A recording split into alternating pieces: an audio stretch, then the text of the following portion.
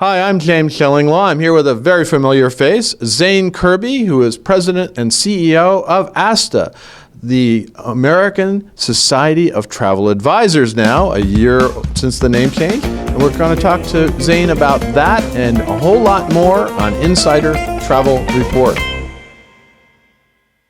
Now, Zane, I prefaced this right away. I said the question is, a year ago we were standing here and you said this is the big name change. We're changing it from the American Society of Travel Agents and now, a year later, the American Society of Travel Advisors. How has the name change gone, and do you think it's become accepted by both the industry and consumers? Yeah, great. Well, James, first, thanks for having me on, and appreciate you coming here to sunny Fort Lauderdale to be at the ASTA Global Convention this year. Wouldn't miss it. Yeah, awesome. So, yes, we are a year in, and what I'm really encouraged by both developments on the consumer front as well as from suppliers.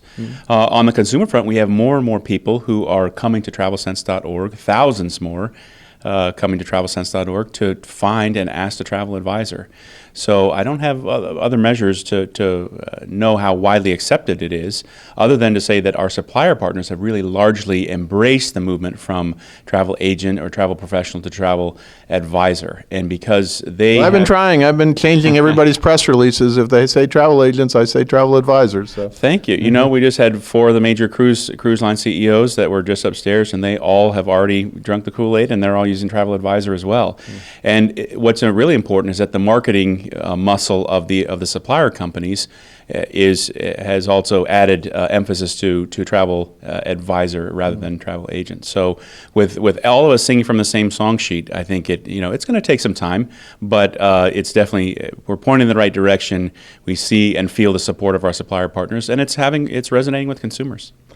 It's great news, and I think a year from now we'll hopefully everyone will have drunk the Kool-Aid, and I won't see any more releases with agents in it, although it is interesting to see people still say it. I work for publications that had agent in the name, so that was tough for a long time. But let's talk a little bit about another crucial role for ASTA, and that's on the lobbying front. And I know you've had some very good successes this year on the lobbying front. Talk a little bit about those and how important you think the lobbying role is in government.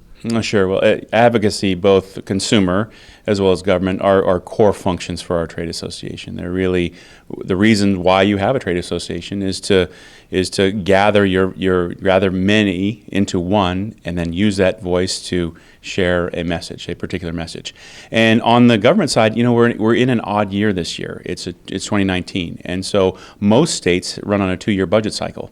And so in the odd years, they plan for the coming year, and they make all kinds of proposals. And so some of the proposals that we found this year in states like Texas and Utah and Washington and Indiana and Connecticut, all of them proposed either outright taxes on travel advisors or taxes that would really hurt our business, like broad-based taxes like in Utah, but that would make us less competitive frankly would make Utah travel agencies less competitive with agencies in other states, because they would have to add 6% to the sale of everything they sold.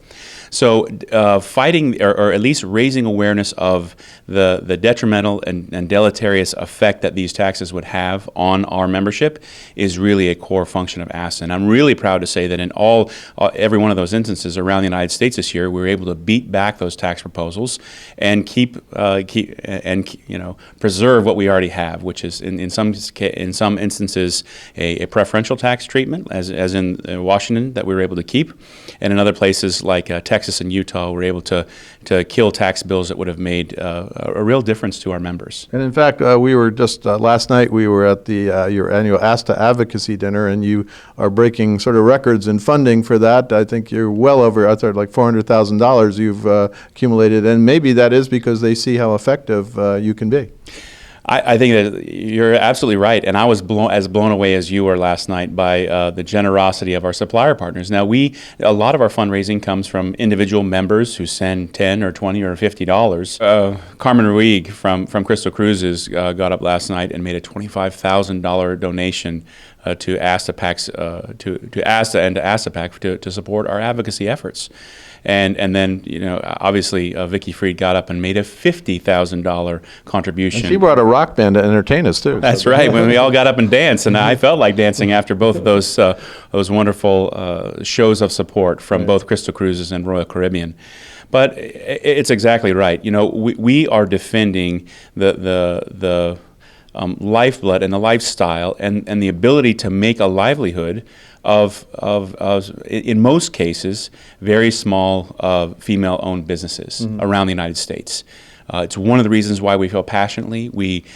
Our members deserve to, every advantage that they can get because, again, in large measure, they are selling travel for a living. They're making people's dreams come true, and by large, they're good, successful business people. By and large, they're not making, millions of dollars doing this. They work on thin margins, and they work really hard to sell travel and to again go paddle through an extraordinarily complex ecosystem of travel suppliers and marketing promises to find the best value for their clients. So we're very, very excited and passionate about defending all of our members in this great profession. And one of the other lobbying cases, the most recent case, is now this California bill that would you're trying to get travel advisors exempt from a bill that would basically turn independent contractors into employees, and it's a big fight. And I know we're kind of sort of to the end of it now. What's the status of that right now?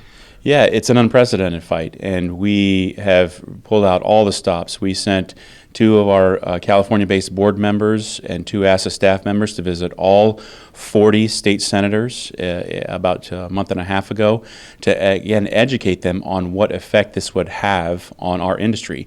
Now, we polled our members, both broadly and in the state of California, and a large number of them said that if we had to become employees, we would either leave the state or leave the business. A majority said that. So this would have a real chilling effect on business. And it might spread. Well, obviously, if states feel like California, this works out for them, they might look at it as another mechanism for their own state. You're right. AB5 right now, we have organized another Senate office visit on Wednesday of this week. On Friday, we'll see the next version of the bill. Then it's going to go into committee. There are several other steps before it reaches the governor's desk, which we believe is going to happen on October 13th. So we have a few bites of the apple to make sure that we can get a carve-out from the worst effects of AB5 and to make sure that travel advisors in the state of California are protected and that they'll be able to continue working. And this is the other thing, interesting part about this, James, is we ask travel advisors in California, independent contractors, hey, are you satisfied with the relationship that you have with your host or with the host agency that you're working for? And 93% of them said yes.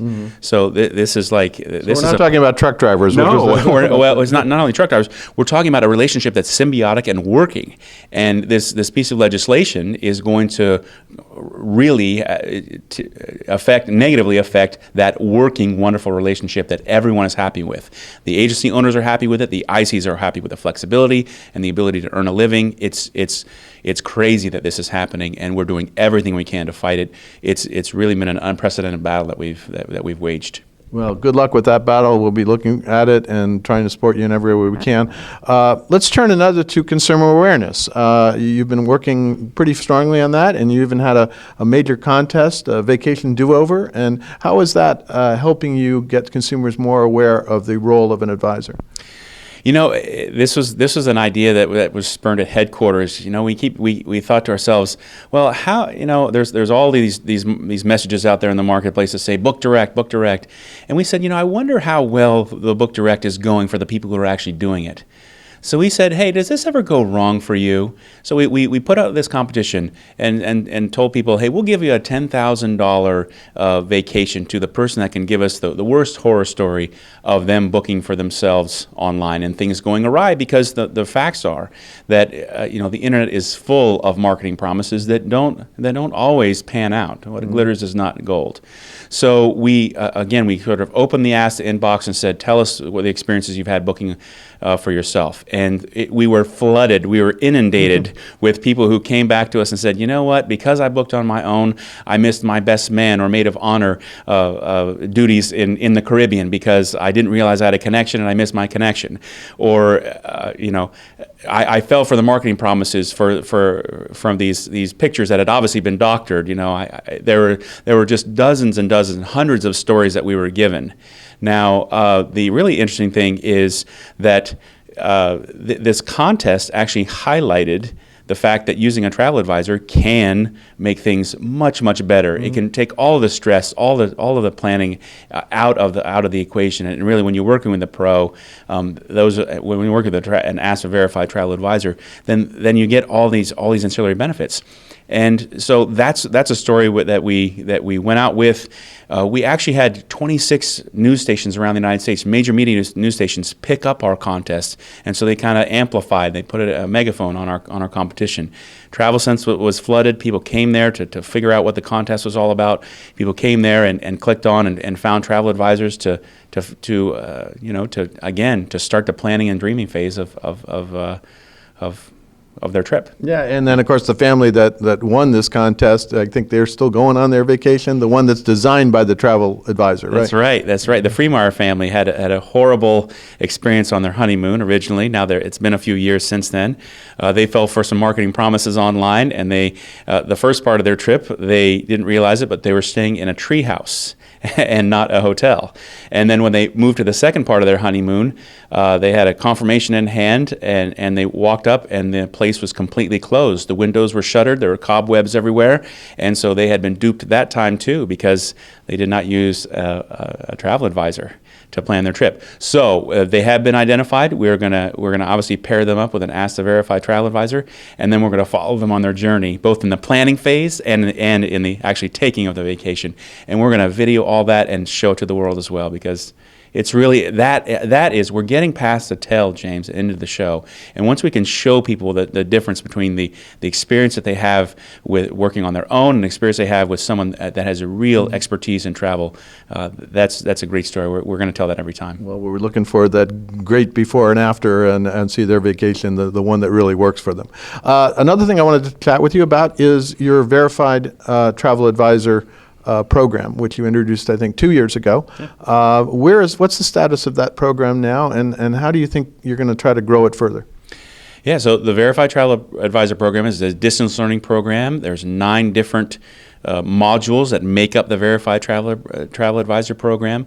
It's great training on public speaking and the laws that you have to abide by, the legal relationships that are entailed in opening up a travel agency or becoming part of the travel advisor community.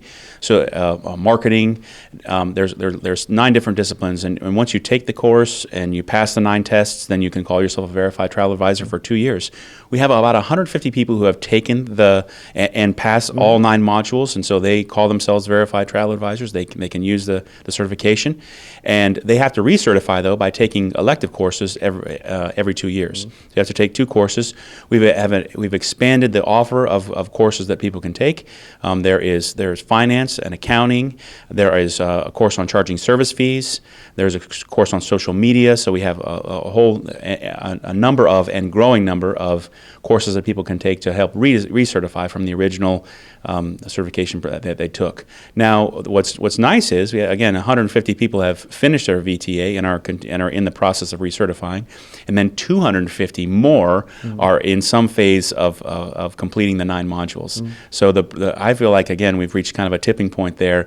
Next year we're going to be talking between 400 and 500 travel advisors if this year's just finished the course, which I'm confident they'll do.